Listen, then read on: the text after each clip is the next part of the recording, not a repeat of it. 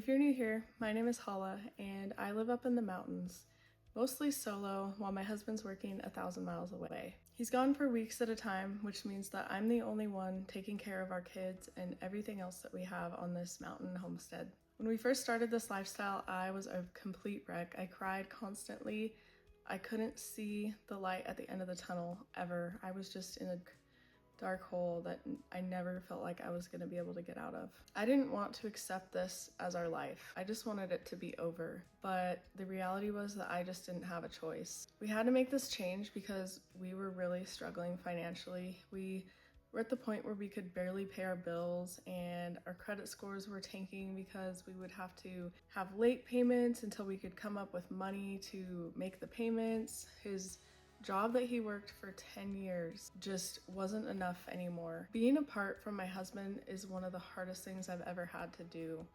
We've been together since we were 13 and we've never gone more than 6 nights apart. He used to be gone for 4 nights at a time, which felt like the end of the world at the time, but now, when we started this, where he would be gone for 3 weeks or more, it was unbearable to even think about. I had no clue how I was gonna get through each day. I really didn't. And when he gets to come home, he's only home for like a week. Sometimes more if we're lucky, but usually he only gets to be home for a week, which never feels like enough time. The very first time he left, it was the beginning of winter and that just made it even harder. We get so much snow up here, it gets below zero. I mean, we get in the negative 20s throughout most of the winter.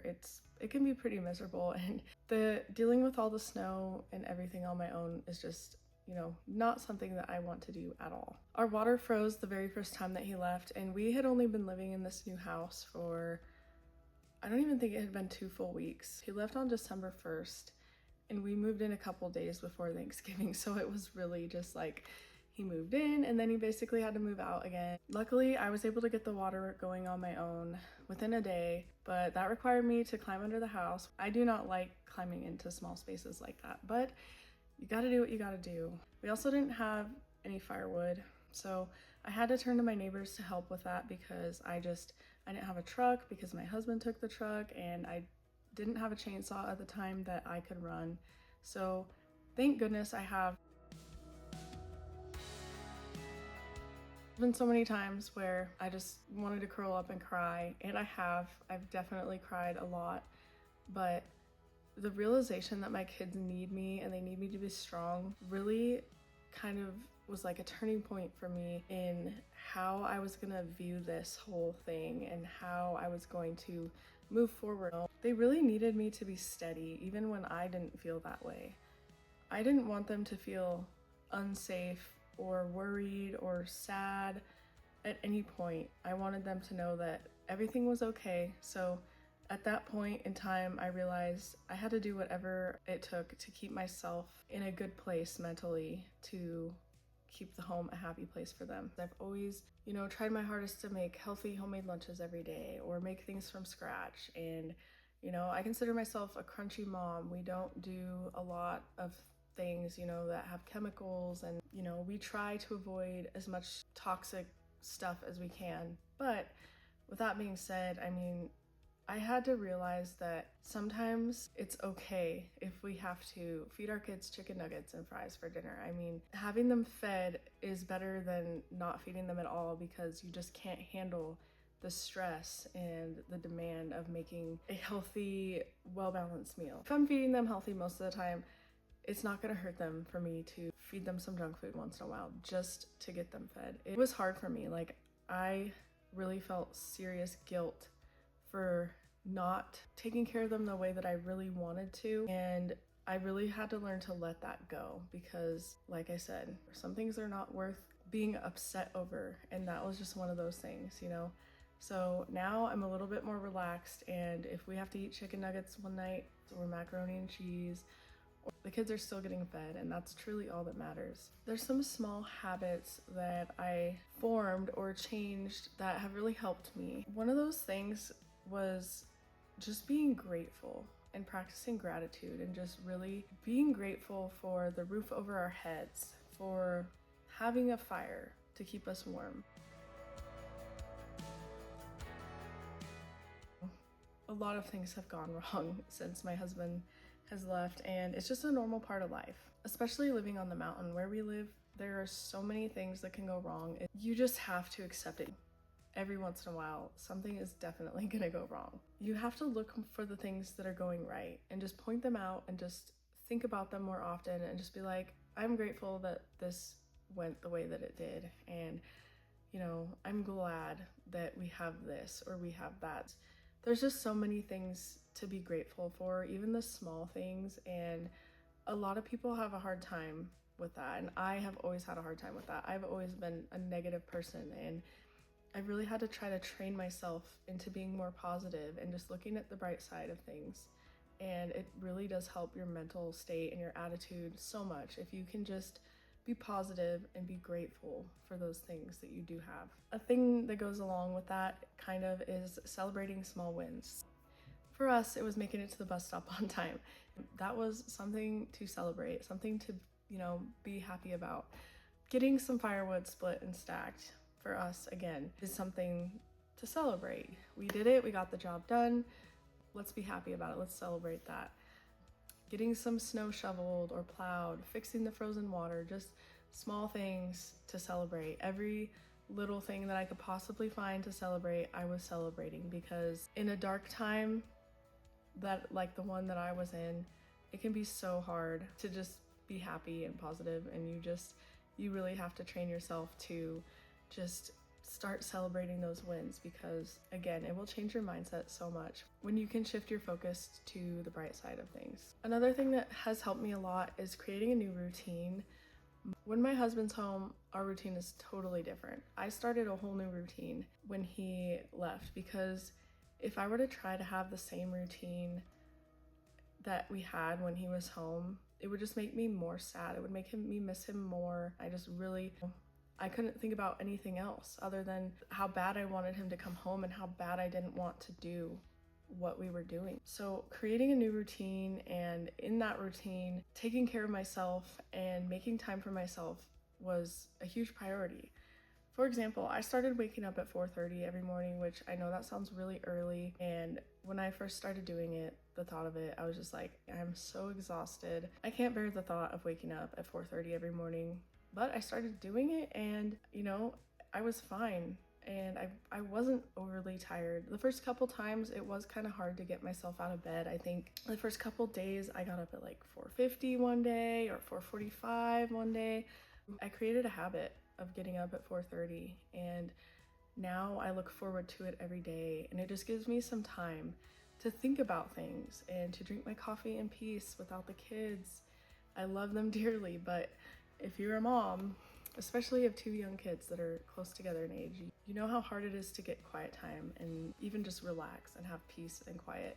So waking up early is one of those things that I really treasure now. And for some people, it could look like staying up later. For me, waking up early was the better option. And self-care is another habit that kind of goes along with the new routine thing. I try to make time for myself to take a bath, a relaxing bath, a couple nights a week. And it's not like a schedule or anything. It's like, tonight I feel like taking a bath. If the cards are aligned, I will make sure that I take a bath and just relax. Again, I'll turn on the TV or something for the kids. I'll wait until it's later in the evening so they're settled down and I don't have to worry about them, being outside or doing anything. They're right in the other room, and it's just another one of those things, like, take care of yourself, because if you're not taking care of yourself, how are you supposed to take care of these other little people that are relying on you to take care of their every need? And it could be something as little as painting your fingernails, doing your hair, doing your makeup, dressing nice, wearing nice clothes. Like, all of those things are self-care, and anything that makes you feel good about yourself or feel good about what you're doing is something that you can do, and it will just help you be in a better headspace. Trust me, I've had such a hard time with my husband being gone. I feel like I am the person who, out of anybody in this world, I feel like I'm the person who can't handle it at all. I feel like everybody else in this world could handle this better than me. And if I have been able to get to this point where I am right now, where I am okay, of course I miss my husband so much, more than you could ever imagine, but I'm okay. but I wouldn't look out the window and see a rock outside on the ground and start crying. That's how bad I was when this first started. And it has taken me, you know, a couple times of doing this to get better, but the first week of the first time was the worst. It was the worst. I was a wreck. If I can get to where I am now, I believe anybody can. Another thing that I think is really important is getting out of your comfort zone. So whether this means you want to take on a project, for me, we live in an unfinished house. There's so many projects and I am not a builder. I know nothing about building, but the house has to get done. And if my husband's gone, it's not going to get done. So I need to learn how to build. And that's something that I've been working on. It's small stuff. I won't tackle any of the big things, but there's a lot of small stuff that I know I can learn how to do. And I've been working on that and just getting out of my comfort zone. And sometimes getting out of your comfort zone could not only be like a DIY project, it could also look like saying yes to people. Maybe somebody invites you to do something and you are the type of person who always wants to stay home and never go out and do anything. Me right here, sometimes saying yes and going and doing something and just getting out of your comfort zone, whatever it is, helps take up your time and it helps you. It may seem hard at first. You may be like, I really don't want to do this. I just want to be at home where I feel safe. But the reality is, if we stay in our safe place all the time and just never go out and do anything new, it's really actually going to make it harder for us to be happy. I know that sounds crazy, but we will really appreciate our safe place of home even more if we go out and do things out of our comfort zone. Because then when we get home, we're like, I feel really good to be home. And when we first started doing this, home was not a place that I wanted to be. Of course, I didn't want to be anywhere unless my husband was there. And it was really hard for me to be at home because everywhere I looked, I saw, things that reminded me of him and made me cry.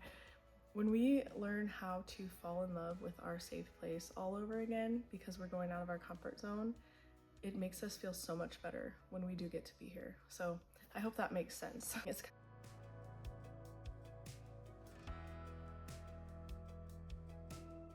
It's okay to ask for help. And I do not like asking for help. I do not like relying on other people to do things for me. I like to try to do as much stuff as I can by myself, but it's not always possible. Sometimes we need help. Everybody needs help at some point in their life. So if you have people out there who can help you, do not hesitate to ask them. And if you don't have somebody to help you, you probably actually do. Even though they're spread out, we're all like a tight-knit community and we all help each other out. So you more than likely live in some kind of community, even if you're out in the middle of nowhere, because trust me, I am in the middle of nowhere. It's not very populated out here. So I believe if I can find a community of help that, most other people probably can too. And sometimes you just have to put yourself out there. Maybe you need to make a post on Facebook, on your local Facebook group or something, that you need help. You should not be ashamed to ask for help because everybody needs help sometimes. Having somebody to talk to has also really helped me. I don't really have friends around here, okay? I have my neighbors, which I would consider them friends, but I haven't really had friends since I was in high school, people that I hang out with or anything. If you have somebody like that, that's great, even better, because you should be really leaning on this person in this hard time. A couple years ago, I met somebody online through Instagram. We just started talking one day and we just really connected and hit it off. Come to find out, we had a lot of things in common. Our sons both have the same name. They're both about the same age. And there's just so many things that we had in common. And we just started talking and we went from sending voice messages on Instagram to talking on Marco Polo, which if you don't know what that is, it's like an app where you take a video message of yourself and the other person can watch it while you're taking the video, like live. But if they're not able to watch it, they can watch it later. And it's a good way to communicate. It's not, like a phone call where, you have to be present. I mean, you can say, hey, I gotta go do this, and they can finish your message and then they can send you a message whether you're watching or not. But anyways, that is how we communicate. We've actually never met in person, but she has been my saving grace through this whole thing because not only do we have a lot of things in common, but she has a blue-collar husband and she is going through a very similar situation that I am. So if you have somebody to talk to, that is amazing. And if you have somebody that's going through something similar, that's even better, because you can be there for each other, which really can help both of you navigate through the situation.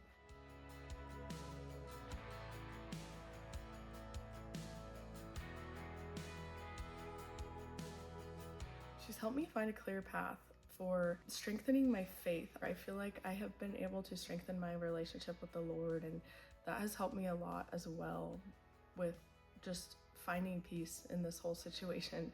You really have to try to find peace in what you're going through, and I know it's so hard, but having a strong relationship with the Lord can really help with that. Honestly, my kids are a huge reason as to why I am able to be strong. It's because I know that I have to stay strong for them. When we first started this and I was crying all the time, my daughter, she would come up to me and she would give me a hug and she would tell me that it's gonna be okay, Daddy's gonna come home. And it almost makes me tear up right now. It made me cry even more, because just the fact that she said that, because she's 5 years old, and the fact that she is just that thoughtful, it just, she's even said stuff like, I'll help you with the dishes, I'll help you cook dinner, I'll take care of you while Daddy's gone. And I'm just like, oh my gosh, that is just the sweetest thing ever. And they really reminded me that I'm not just surviving, I am living and I'm thriving. Like, I have these beautiful children to take care of. I shouldn't be sitting here thinking that I'm surviving, because, that's not fair to them that I feel that way. I'm living a good life. Even with my husband being gone, I still have a great life because I have my 2 amazing children that keep me going every day. And again, it comes back to mindset. When you change your mindset about things, it's a game changer. A week without my husband felt like the end of the world. It literally felt like the worst possible thing that I could be going through. But now I can make it through, and it does suck sometimes. I miss him so much, and I wish that he could be here right now. I wish that he could just start driving home right now, but he can't.